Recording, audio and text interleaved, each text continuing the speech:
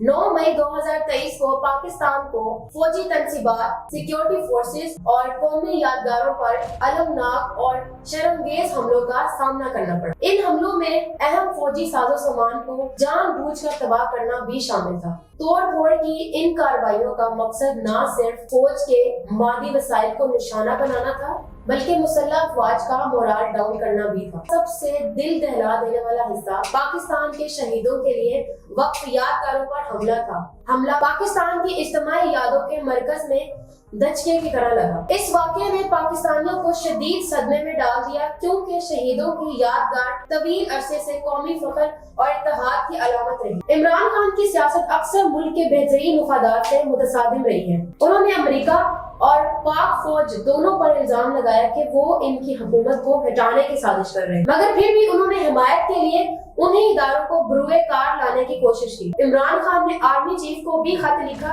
Army chief general Asim Munir ने इस तरह का कोई भी खत मौसूल होने की तरदीद की।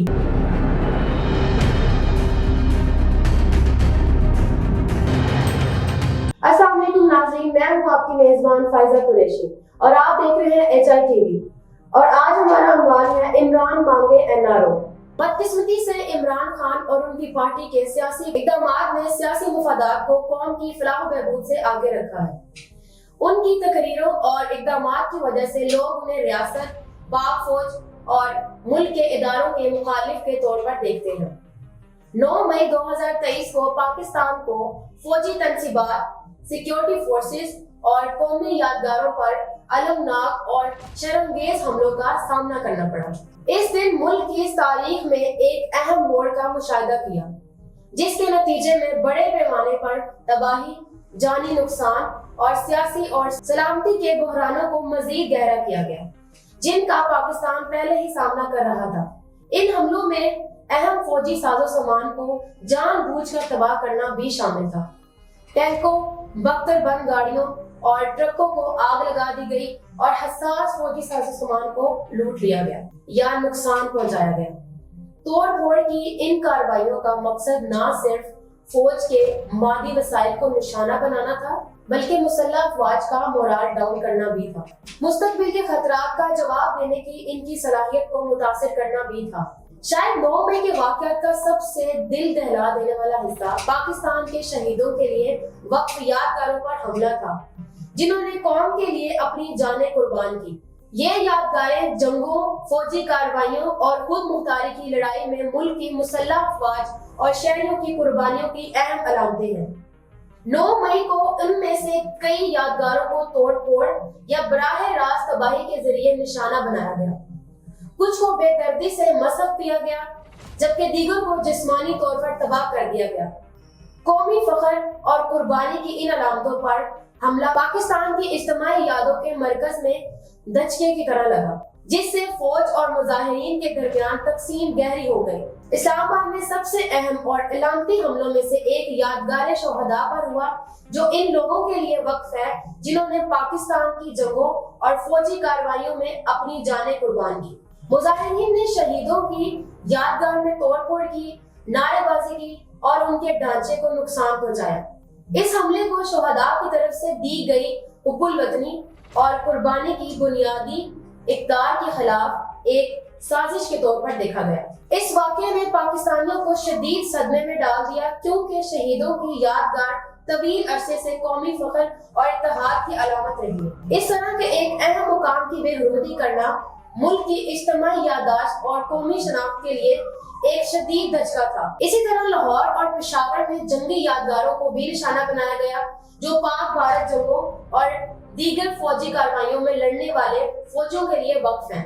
ये यादगारें न सिर्फ फौजियों के लिए वक्फ हैं, बल्कि पाकिस्तानी अवाम की लचक और कुर्बानियों की भी नुमाइंदगी करती है। इन मुकामात की बेहुरमती को माजी की जद्दोजहद और कौम के लिए की गई कुर्बानियों की यादों को मिटाने की जानबूझकर की गई कोशिश के तौर पर देखा गया। इस तरह की यादगारों की तोड़ फोड़ और तबाही को पुरतशद्दुद कार्रवाइयों के तौर पर देखा गया, जिससे पाकिस्तान के तारीखी बयानिए को कमजोर करने का खतरा पैदा हुआ, जिससे शहरियों में इन यादगारों के फख्र और एहतराम के एहसास को मजरूह किया गया।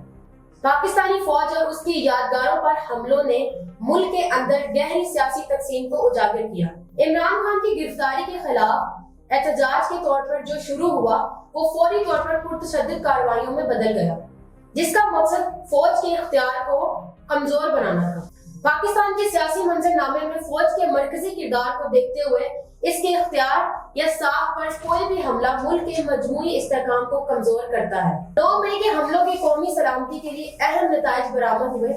ان کے نتائج میں فوج اور قانون نافذ کرنے والے اداروں کو سخت جواب دینے پر مجبور کیا گیا، جس کے نتیجے میں بڑے پیمانے پر گرفتاریاں، مظاہرین کے خلاف کریک ڈاؤن اور حفاظتی اقدامات میں اضافہ ہوا۔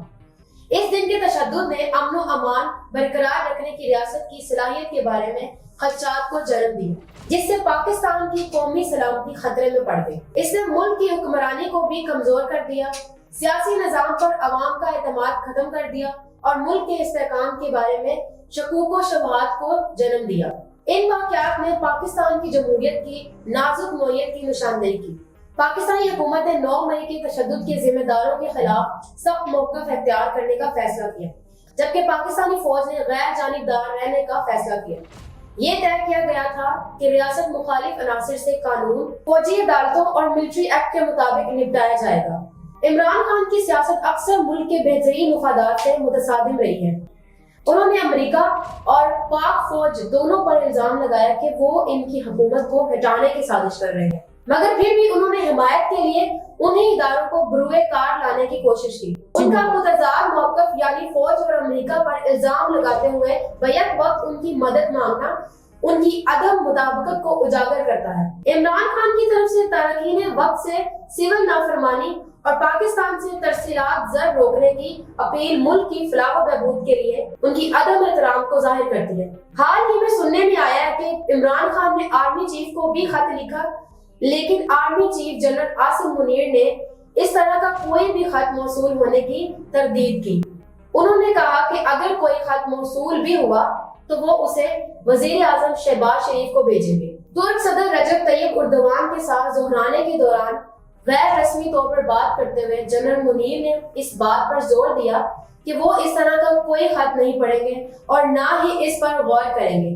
آرمی چیف کے اس واضح موقف نے، جس نے فوج کی غیر جانبداری کی تصدیق کی، پاکستانیوں کو یقین دلایا کہ فوج نے ملک کے قانونی نظام کے مطابق ریاست مخالف عناصر سے نپٹنے کا فیصلہ کیا ہے۔ عمران خان نے بار بار کہا ہے کہ فوج کو غیر جانبدار رہنا چاہیے، لیکن پھر بھی وہ اب اپنی ذاتی سیاسی قانونی لڑائیوں میں پاکستانی فوج کو شامل کرنے کی کوشش کر کے اپنے ہی کہے ہوئے سے پھر رہے ہیں۔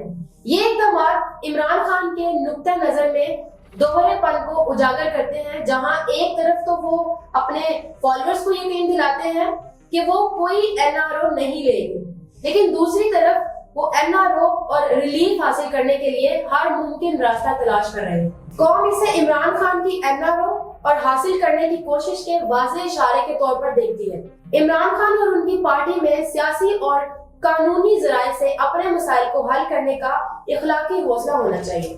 عمران خان اور 9 مئی کے واقعات میں ملوث دیگر افراد کو اپنے گھنونے اقدامات پر پاکستان کے قانونی نظام کا سامنا کرنا چاہیے، بجائے اس کے کہ اسے نظر انداز کرنے کی کوشش کی جائے۔ قوم 9 مئی کے واقعات پر شدید غم و غصے کے جذبات رکھتی ہے اور مطالبہ کرتی ہے کہ ان گھنونے واقعات کی ذمہ داروں کو سخت قانونی نتائج کا سامنا کرنا پڑے۔